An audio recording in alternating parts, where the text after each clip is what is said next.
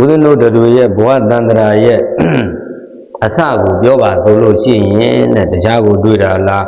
အဝိဇ္ဇာနဲ့သင်္ခါရကိုတွေ့တာလားဟောတန္တရာရဲ့မြတ်စွာဘုရားရှင်ကိုရောမြတ်ကြီးကအနမတ္တကောယံဘိက္ခဝေတန္တာရောပုဗ္ဗကောတိနပညာယတိတဲ့တန္တရာရဲ့အစပုဂ္ဂိုလ်ရဲ့အစကိုရှာရင်မတွေ့နိုင်ပြင်မယ်လို့ဓမ္မရဲ့အစကိုရှာရင်တော့မတွေ့နိုင်တာလားတွေ့နိုင်တာလားတွေ့နိုင်တယ်တဲ့ဒါဆိုလို့ချင်းအဲဒီကမှဓမ္မရဲ့အစကိုရှာလိုက်တော့တရားကိုတွေ့တာလားအဝိဇ္ဇာနဲ့သင်္ခါရကိုတွေ့တာလား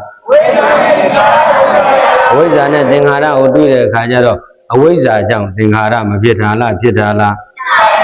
သင်္ခါရဖြစ်တယ်တဲ့ဟောသင်္ခါရကြောင့်ဘာဖြစ်တာပါလဲဝိညာဉ်ဖြစ်တယ်ဝိညာဉ်ကြောင့်ဘာဖြစ်တယ်နာယုတ်ဖြစ်တယ်နာယုတ်ကြောင့်ဘာဖြစ်တယ်သတ္တယေနဖြစ်တယ်သတ္တယေနကြောင့်ဘာဖြစ်တယ်အတ္တကြောင့်ဘာဖြစ်တယ်ဝေဒနာဖြစ်တယ်တဲ့ဒါတို့အဝိဇ္ဇာသင်္ခါရနဲ့တခါတည်းပြုပြင်စီရင်လိုက်တော့အနာဂတ်ကအတိတ်အကြောင်းတွေကပြုလုပ်လိုက်တဲ့ခါကျတော့ပိဿုပန်မှာခန္ဓာ၅ပါးအကျိုးတရားမရတာလားရတာလားဟောဒါကတော့ဝိညာဏယုတ်သတ္တယေနဖတ်တဝေဒနာဆိုတဲ့သုတ်တံခန္ဓာပေါ့ဘာခန္ဓာတဲ့လဲသုတ်တံခန္ဓာတဲ့သုတ်တံခန္ဓာမှာကလည်းတခါကြီးမကြီးဒီမှာပြောလိုက်မယ်ဆိုလို့ရှိရင်ဝိညာဏယုတ်သတ္တနာဖတ်တဝေဒနာဆိုပြီးတော့ခန္ဓာအစစ်မရှိတာလားရှိတာလားဒါတို့ခန္ဓာအစစ်မှာတခါကြီးမကြီးဉာဏ်ဝင်တဲ့ပုဂ္ဂိုလ်နဲ့ဉာဏ်မဝင်တဲ့ပုဂ္ဂိုလ်ဘယ်တဲ့ကများဉာဏ်မဝင်တော့ဘာဝင်မဲတဏှာဝင်မဲဘာဝင်မဲတဏှာဆိုတဲ့သဘောကလည်းတခါကြီးမကြီးခင်မင်တွေ့တာသာယာမျက်နှိုးအမျိုးမျိုးခေါ်ယူတဏှာမှတဲ့ခင်မင်တာလည်းတဏှာပဲတွေ့တာလည်းတဏှာပဲခင်မင်တွေ့တာသာယာတာလည်းတဏှာပဲခင်မင်တွေ့တာသာယာမျက်နှိုးတာလည်းတဏှာပဲခင်မင်တွေ့တာသာယာမျက်နှိုးအမျိုးမျိုးခေါ်ယူတဏှာမှတဲ့ဟောဒီတဏှာကဒိုင်းလို့နဲ့တကွာဥဒ္ဒနုတတွေကိုအမျိုးမျိုးနာမည်အမျိုးမျိုးနဲ့လှည့်သားနေတာမလဲသားခဲ့တာလားလှည့်သားခဲ့တာလားဟောတချို့နေရာမှာကျတော့ခင်းမင်းတယ်လို့ပြောသေးတာမပြောတာလားပြောတာလား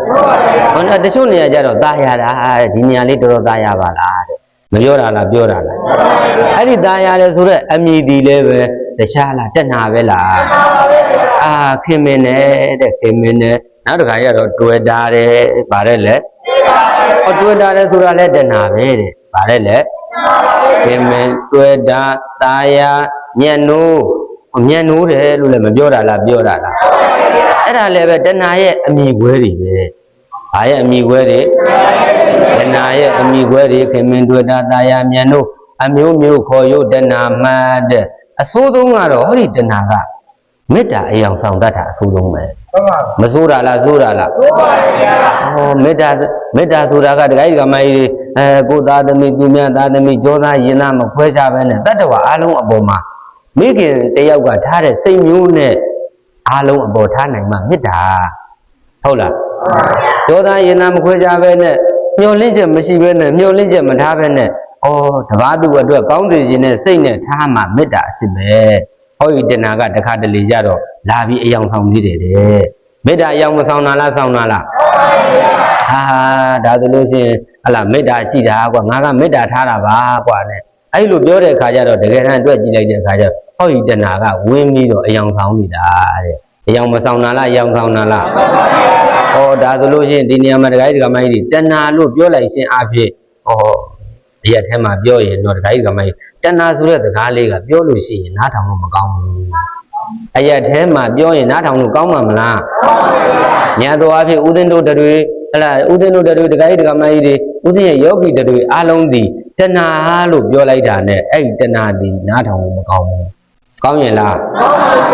တဏှာလို့ပြောလိုက်လို့ရှိရင်ဘယ်သွားမြင်လဲဆိုတဲ့အခါကျတော့ဒါကနေကာမဂုဏ်အာယုံကိုခင်းမင်တယ်လို့သွားမြင်လိုက်တာပဲ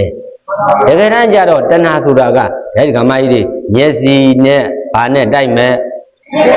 အစင်းနဲ့တိုက်တော့ဗာစိတ်ပေါ်မဲ့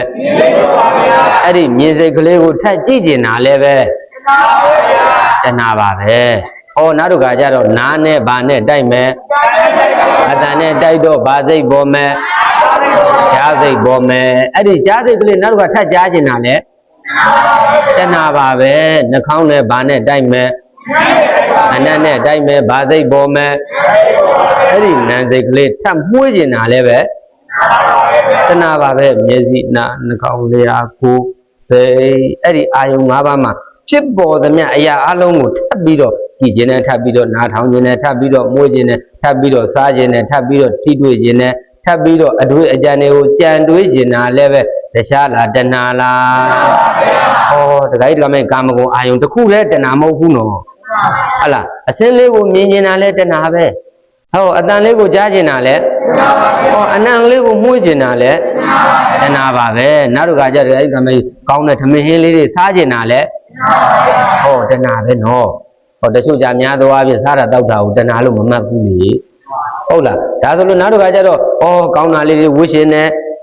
ကောင်းတာလေးတွေဝှရှင်တာလည်းတခြားလားတဏှာပဲလား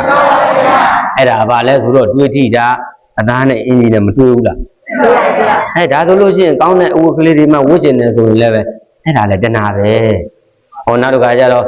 အိတ်ထာတော်မှဆောင်းလေးထူထူလေးနဲ့ကိုရီးယားဆောင်းလေးနဲ့မှအဲ့ဒါလည်းပဲတခြားလားတဏှာပဲလားဒါဆိုလို့ချင်းဒကာကြီးကမိုင်းတဏှာဆိုတာကမျက်စိနားနှာခေါင်းလျှာကိုယ်စိတ်အလုံးမှာဖြစ်တယ်လို့မှတ်ဓမ္မဖြစ်တယ်လို့မှတ်ရမယ်ဒါဆိုလို့ချင်းတဏှာကဒကာကြီးကမိုင်းတဏှာကလည်းသူ့အလိုနေတာလားအပေါင်းအသင်းနေပါသေးတယ်လားတဏှာကြီးတော့ဘာဖြစ်တယ်အဲ့ဒီတဏှာကပုံမှန်နေဘာမှမဖြစ်ဘူးကြီးသွားရင်တော့ဆိုးလာပြီတဲ့ဘာဖြစ်တာလဲ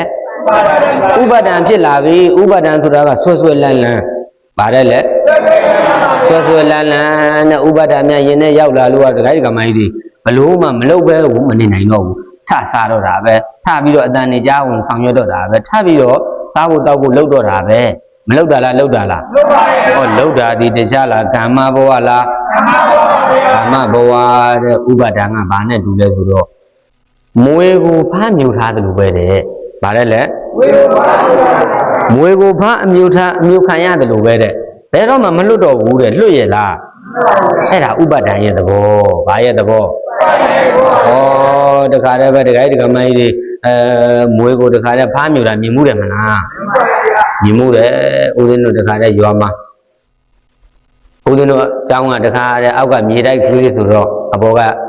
ကျောင်းကအိုးတဲ့ခါကျတော့ကျောင်းအိုကြီးဟလားတခါတည်းပဲအမေကြီးကိုတနခါလိမ့်ပေးထားတာပေါ့ကျောင်းအိုဆိုတော့ပြန်ပြီးတော့အစ်စ်လည်းမဆောင်နိုင်ဘူးပြန်ပြီးတော့ဟိုနေရာလေးတန်ရိုက်ဒီနေရာလေးတွဲပြီးထားတဲ့ဦးဇင်းတို့ကအောက်ခန်းထဲမှာနေတဲ့ခါကျတော့မြေနဲ့တန်းနဲ့ဖြစ်နေ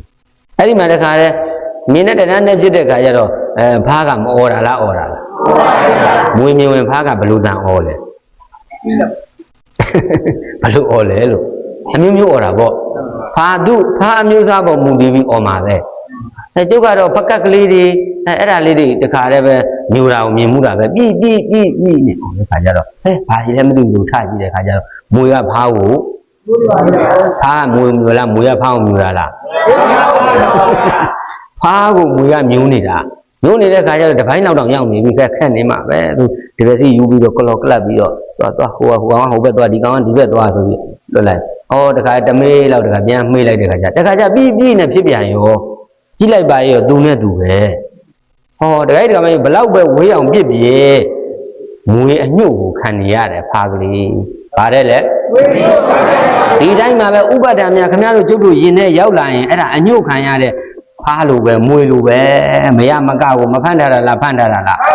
မရမကကိုဖမ်းထားတာဒါကြောင့်မို့တကယ်ဥပဒံရင်နဲ့ရောက်လာရင်တော့အဲ့ဒါဆိုးဝါးပြီလို့မှတ်တော့ဟောဒီမှာကာမဘဝမရရအောင်လုပ်ပြီးအဲ့ဒီဖာမရရအောင်ထပ်ပြီးတော့မမြူတာလားမြူတာလားမြူတယ်တဲ့ဒါဆိုလို့ချင်းတကယ်ဒီကမိုင်းဒနာရဲ့ဥပဒံရဲ့ဘဝရဲ့သုံးမျိုးလုပ်လိုက်တော့ဒီဘက်ဇာတိမရတာလားရတာလားဇာတိကတော့ပြောမနေနဲ့တော့တဏှာဥပဒံဘဝလို့လှုပ်လိုက်တာနဲ့ဟောဒီဘက်ကပြစ်မလွဲ